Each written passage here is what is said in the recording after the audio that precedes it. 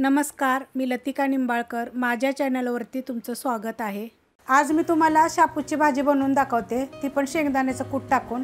त्यासाठी बघा 2 पेंड्या शापूची भाजी नीट करून स्वच्छ धुवून बघा नितळत ठेवलेली आहे. कढई गरम करत ठेवली. आपण ही लोखंडाच्या कढईमध्ये बनवणार आहे. त्यामध्ये तेल टाकून घेऊया. तर 1 चमचा तेल टाकले बघा आणि चांगलं कडक गरम होऊन देऊया. तेल गरम झालेलं आहे. त्याच्यामध्ये बघा 1 चमचा जिरे तडतडले की मोठ्या आकाराचा एक कांदा बघा चांगला भाजून घेऊया आपण. कांदा बघा भाजलेला आहे. आता ह्याच्यामध्ये बघा 1 गड्डी लसूण बारीक कापून घेतलेला आहे. हा देशी लसूण आहे, त्यामुळे एकदम बारीक आहे बघा. आता ह्याच्यामध्ये मिरची, बिन तिखटाची मिरची आहे, तुमच्या तिखटाप्रमाणे टाका. आता ही चांगलं आपण भाजून घेऊया. मिरच्या, कांदा आहे बघा हे सगळं भाजलेलं आहे. अशा पद्धतीत भाजायचं म्हणजे भाजी बघा 1 नंबर लागते. लसूण पण बघा कसं झालेलं आहे. तर आता ह्याच्यामध्ये ही जी भाजी आपण इथं टाकली होती ना, घेतली होती ती टाकून देऊया. 2 पेंड्या आहेत बघा मोठ्या आकाराच्या. भाजी टाकल्यानंतर बघा असं परतून घ्यायचं. सगळीकडून आपण हलवून घेऊया व्यवस्थित.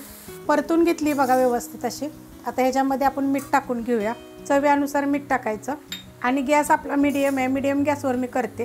रेसिपी बघितली की लाईक करा आणि कमेंट करत जा तुम्हाला कोणत्या कोणत्या प्रकारे कशा प्रकारे भाज्या बनवून पाहिजेत त्या.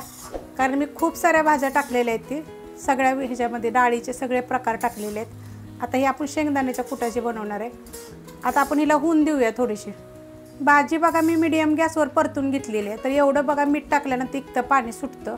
आता ह्यातलं पाणी बघा थोडंसं आटलेलं आहे. पूर्ण नितळून घेतलं की नाही तरी पण बघा मीठ टाकलं एवढं पाणी सुटतं. तर आता आपल्याला ह्याच्यात शेंगदाण्याचं कूट टाकायचे. तर बघा 1 वाटीभर शेंगदाणे घेतले होते. बघा कसे लालसर असे खरपूस भाजलेले आहेत आणि कुटून घेतलेले आहेत मी. ह्यातलं आपण थोडंसं टाकूया म्हणजे एका वाटीला बी बघा एवढंसंच ठेवलेलं आहेत मी.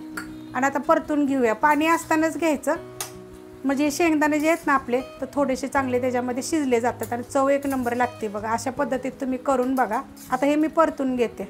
बघा भाजी अशा पद्धतीत झालेली आहे. कारण लोखंडाच्या कढईत केली की नाही किंवा लोखंडाच्या तव्यात तर थोडीशी काळी होती बघा. किती मस्त अशी झालेली आहे.